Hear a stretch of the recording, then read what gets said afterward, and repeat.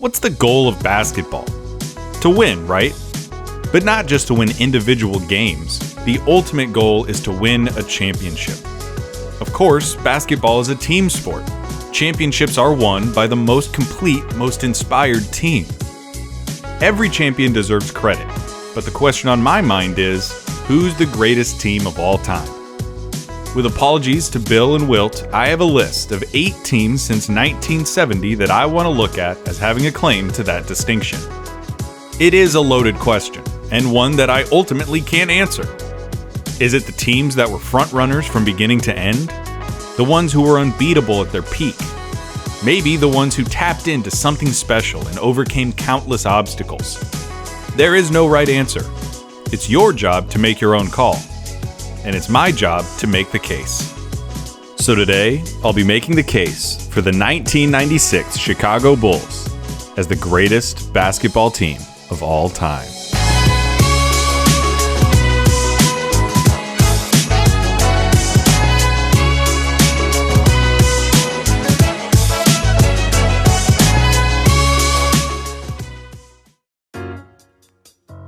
Why this Bulls team? Weirdly, that's a question I anticipate people asking. Between the 1990-91 season and the 97-98 season, the Chicago Bulls won 6 championships behind the efforts of Michael Jordan, Scottie Pippen, and head coach Phil Jackson. Each was punctuated with immortal, memorable scenes. A crying Jordan holding his first trophy, a shrug, a flu, and more than one iconic series-icing shot. Why this team and not another? People who fancied themselves basketball snobs occasionally sort out those who submit the 96 Bulls into this discussion. No way, they say. The 91 and 92 Bulls were way better. Michael and Scottie were younger, the league was more competitive, and they had way more depth on the front line. Yeah, the 96 Bulls record is impressive, but the league had expanded. New teams had diluted the talent pool and created a vacuum. For you to say that the 96 Bulls are the best just goes to show that you don't really know what you're talking about. You probably love Patrick Beverley, don't you, you filthy casual? And those are some valid points. Michael and Scottie were younger. The league was more competitive. And those teams did not suffer from the same dearth of talent in their big men that the 96 squad did. So, here's the facts. They went 72-10. The best record to that point in NBA history, and the first team to win over 70 games. Their 87-13 overall record is the highest winning percentage of any team ever. They paced the field in nearly every important statistic, and still have the highest net rating for a single season ever. Their roster consisted of Hall of Famers Michael Jordan, Scottie Pippen, and Dennis Rodman. Tony Kukoc came off the bench as one of the best sixth men of all time. Ron Harper was a defensive specialist at point guard. Steve Kerr and Judd Buechler provided offense off the bench, while Luke Longley and Bill Wennington manned the middle. Why not use a different Bulls team? Because by nearly every metric that we use to measure teams, this team is not only clearly the best Chicago Bulls team ever, it is the greatest NBA team ever. They won more games than any other champion has ever won. That alone should count for something. The entire goal of the sport is to win games and win the championship. And the Bulls did it better than anyone. Their resume is immaculate. 72-10 and the chip, yeah. But Michael Jordan was the league MVP and leading scorer. Dennis Rodman won the rebounding title. Phil Jackson won Coach of the Year. Jerry Krause won Executive of the Year. Tony Kukoc won Sixth Man of the Year. Mike, Scottie, and Dennis made First Team All-Defense, and Michael and Scottie were both named to First Team All-NBA. No matter where you look on this team, all you find are the hallmarks of excellence. Where else do you start than with the greatest basketball player of all time, Michael Jordan? Sure, he was younger in 91 and 92. You could make the argument that he was a better individual talent then, but give me this Michael over the rest. After a nearly 2-year hiatus to pursue a dream of professional baseball, Jordan returned as a more mature, more evolved player. He doesn't fly quite as high as he used to, but he doesn't need to. He's smarter than he's ever been. He picks his spots and knows exactly how to get there. He's still the most lethal scorer in the league, still the nightmarish amalgamation of quickness, strength, touch, speed, shooting, and know-how. His drives to the basket still draw the breath of every spectator across the globe. He trusts his teammates, kicking them the ball when they get open or as he gets doubled. He still has the abilities to wreak havoc on the defensive end and does so with zeal. He doesn't take nights off and he doesn't get tired. He led the league in minutes and played in all of Chicago's 100 games that season. As I have said before, a basketball in Michael Jordan's hand is the defining image of the sport. It feels like they were made for each other, and that we should celebrate the fact that they were able to intersect. He was the best offensive player in the game, able to score seemingly at will from everywhere on the court, had developed into a capable and willing passer, defended at one of the highest levels in the league, and, dare I say it, took nearly every matchup personally. Right alongside him, as he was for every championship campaign in Bulls history, was Scottie Pippen. Often cited as the greatest sidekick in basketball and perhaps all of sports, the moniker should carry no insult when applied to Pippen.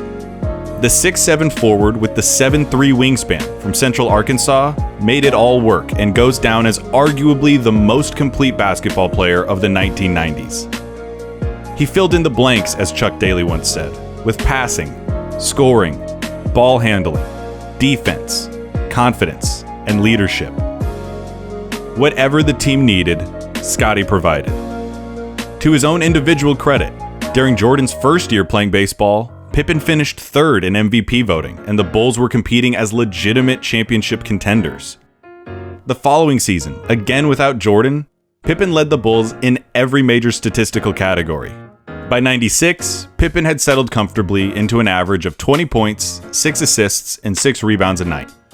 And did I forget to mention that Pippen might well be the best perimeter defender in NBA history? Shoot. Well, Scottie Pippen might well be the best perimeter defender in NBA history. It was Pippen who was often given the responsibility of guarding the opposing team's best scorer, a fate similar to being sentenced to Alcatraz. Scottie was made to play defense and did it with every inch and ounce of his body. On that end of the floor, he was nearly as destructive as Jordan was on offense. Yes, it's true that Scottie succeeded next to Jordan. But it's just as true that Jordan only succeeded next to Pippen. They formed a perfect partnership, different in so many complementary ways. Where Michael's intense competitiveness led him to berate and criticize his teammates in order to get the most out of them, it is universally said that Pippen's presence was just as necessary, the yin to Jordan's yang, with his amicable demeanor and willingness to put his arm around teammates. It was his contributions and sacrifices, as much as anything, that put the Chicago Bulls in position, night in and night out, to succeed. You cannot construct a more complementary team player for nearly any roster or play style than Scottie Pippen. Rounding out the big three was the most enigmatic man in the show, Dennis Rodman. When I made a video talking about the 1989 Pistons, I mentioned that the Pistons' Dennis Rodman was not the one with the hair or the tattoos or the relationship with actresses like Madonna and Carmen Electra. This version of Dennis Rodman is that guy. As his life and career progressed into the 90s, Rodman's behavior became erratic. His personality, eccentric. Following a less than stellar stint with the Spurs, the 34-year-old Rodman was traded to the Bulls in advance of the 95-96 season.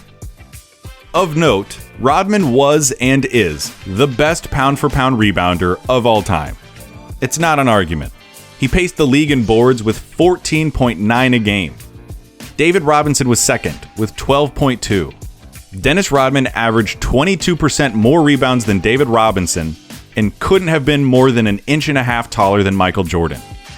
If you saw The Last Dance, you might remember a sequence where Dennis rambles about the different ways that the ball will fly off the rim based off of who's shooting, from where, and with what kind of spin. It's edited in a funny way that makes Dennis seem equal parts savant and eccentric.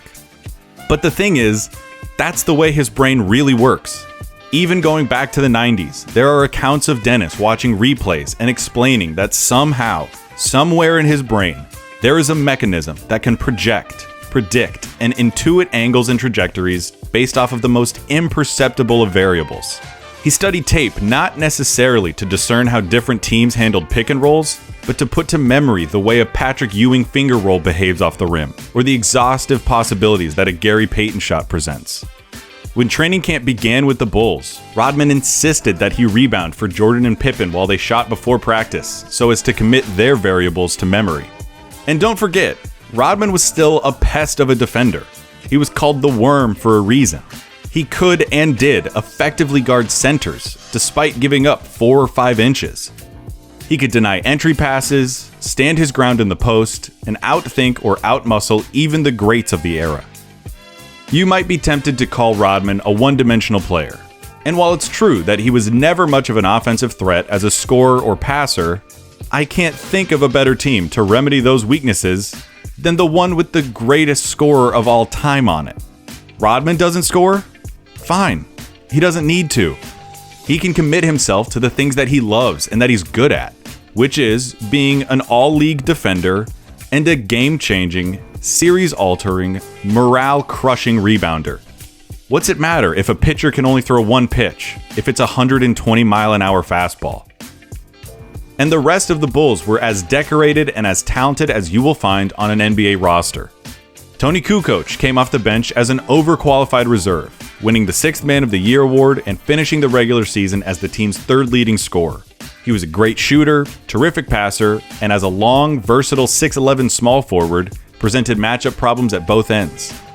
Ron Harper, the team's point guard, embraced the role of defensive specialist, offering no sanctuary for players deemed unworthy to be guarded by Jordan or Pippen. Steve Kerr came off the bench as a backup guard and helped space the floor and provide sparks of offense in his limited minutes, thanks to the fact that he is still the most accurate three-point shooter in basketball history. And yeah, okay, Bill Wennington and Luke Longley weren't stars at center, but they didn't really need to be. Rodman more than picked up their slack. These teams from the past that sacrifice center production in favor of more versatile perimeter players tend to project well into the modern game. At the same time, though, this lack of talented size does leave them ripe for critics who suggest that they couldn't stand a chance against a dominant center. Which line of thinking is correct? I don't know, but I'm going to give the benefit of the doubt to the team that went 72-10 in a league with Hakeem Olajuwon, Patrick Ewing, David Robinson, and Shaquille O'Neal. I don't know, call it a hunch. I also want to take a minute and talk about the mindset of this Bulls team. To do that, we have to talk about the Zen Master. There's some debate as to how important head coaches are to the success of NBA teams, but Phil Jackson is one of the ones who mattered. His unconventional approach to coaching centered on presence of mind and borrowed philosophies and techniques from everywhere, from the Sioux tribes to Zen Buddhism. As much as he preached the tenets of the triangle offense, emphasizing spacing, taking what the defense gave you, and playing with intent, he imbued the Bulls with a sense of the moment. Today only happens once. You only get to play the game for so long, and teams like this don't come around often. With the oldest roster in the league, the Bulls took these lessons to heart, ran his system beautifully, and never found a moment that was bigger than they were. This team had the eye of the tiger. That's thanks to Phil Jackson, and thanks to Michael Jordan. Michael Jordan was the top of the food chain. He was an apex predator. He had no rivals, never found an equal. He competed and wanted to win to a fault. Nobody trained harder than he did. The legend of Michael Jordan is one of a man who never, not one time, got outworked. And that work ethic was applied unilaterally to his teammates. They were berated and held to the highest standard of performance in professional sports by a pathologically competitive maniac. As a result, every member of the '96 Bulls was honed like a blade. You had to be a stone-cold competitor with ice in your veins to run with Jordan. You have to take that into account when talking about the greatest teams of all time. If teams take on the identity of their best player, then this team is unlike any other. You can talk about matchups and schemes and systems all you want. This team goes into every game with a Michael Jordan mindset. They don't just expect to beat you. They don't just expect to win. They want to decimate you. They're the alpha dog, constantly looking for challenges, waiting for somebody to return their gaze. They want the fight. As they entered the playoffs, they put the pressure on themselves. They knew their 72 wins would be discounted if they didn't win the championship. As they proudly proclaimed, "It don't mean a thing without the ring." But if you want to talk about matchups and schemes, we can do that too. First question, what the hell are you going to do with Jordan? Once he'd reached this height of his powers, he was virtually unstoppable. Gary Payton had his moment against Jordan in the finals, and the insinuation that he could have changed the series had he guarded him sooner generated one of the defining memes of The Last Dance. And okay, let's say you do somehow slow down the best scorer to ever play basketball. Scottie Pippen was practically designed to pick up the slack and adjust on the fly. You cannot stop both, and Scottie is going to make you pay not just by himself, but by involving the rest of the team and acting as the new distribution hub of the offense. Nobody ran the triangle better than the Bulls, which meant that every player had to stay ready for their moment. The ball moved around, everybody got a chance, shooters consistently got clean looks, and it would only make it easier for everyone else if the opponent focuses too much on Michael. Kukoc was a killer. Steve Kerr didn't miss. And even Mike himself was shooting over 40% from three this year. The role players fit perfectly alongside the stars, and the result is an offense that was built to counter opposing strategies. And the defense? There are 5 players on the NBA's all-defensive first team, essentially representing the best 5 defenders in the league at their position. The Bulls had 3 of those 5 players. Plus, with Kukoc able to play in big lineups and Ron Harper standing 6'6", the Bulls can switch practically everything and offer an endless amount of versatility. And despite their lack of premium centers, the Bulls were a top 4 team in rebounding thanks to, the best rebounder in the league. A precision offense with the sharpest of spearheads, a defensive squad that rivals any lineup in history, and the versatility and switchability that modern teams would drool over. How can the Bulls be any more impressive? I'll tell you how. At the end of the 1993 NBA Finals, Michael Jordan had led the Bulls to their 3rd straight championship, a feat not accomplished since the 1960s. He had achieved worldwide fame and was being hailed as the greatest basketball player ever. And then, suddenly, he walked away. He plugged away in minor league baseball to varying degrees of success, and the Bulls tried to make sense of life after Jordan to varying degrees of success. After nearly 2 full years away from the game, Jordan returned for his second act, signaled with 2 simple words. He played the final 17 games of the 95 regular season, complete with a 55-point explosion in MSG and a game winner against the Atlanta Hawks. He looked good, but he didn't quite look like the Michael Jordan of old. His body wasn't in the same kind of shape. His shot didn't go down the way it used to, and he made mistakes that made him look human, a heretical label for his airness. In the second round of the playoffs, for the first time in over half a decade, Michael Jordan lost, defeated at the hands of Shaquille O'Neal's Orlando Magic in 6 games. The questions began almost instantly. The Bulls traded for Dennis Rodman. That guy's a head case, right? Are they desperate? Pippen had accrued extra miles while Jordan was gone. How could his body hold up? And most importantly, was it possible that Michael Jordan could still be Michael Jordan? The bar had never been higher for an athlete.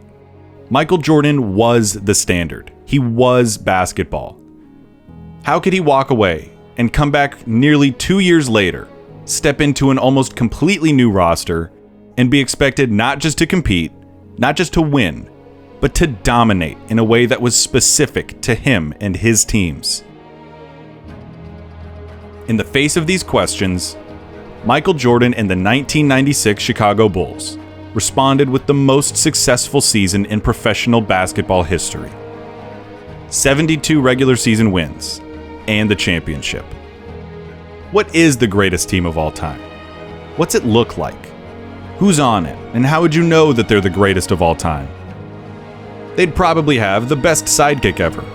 Someone who can do anything on a basketball court, including completely neutralizing the opposing team's best player. They'd like to have the best rebounder since color television, another player who isn't afraid of anything and who can stop giants in their tracks. They would love it if their coach just so happens to be the most decorated man to hold a clipboard. And they'd be lucky to have, I don't know, the most accurate three-point shooter in history, the best sixth man in the league, a bulldog of a point guard, a roster full of toughened, capable, willing players who have all been forged in the fire of their leader, the greatest player who has ever competed in the sport of basketball. And you'd know that they were the greatest by their play.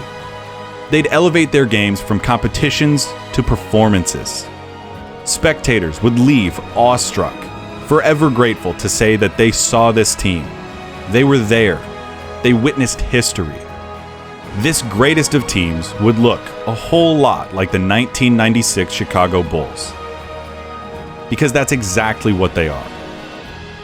The greatest basketball team of all time.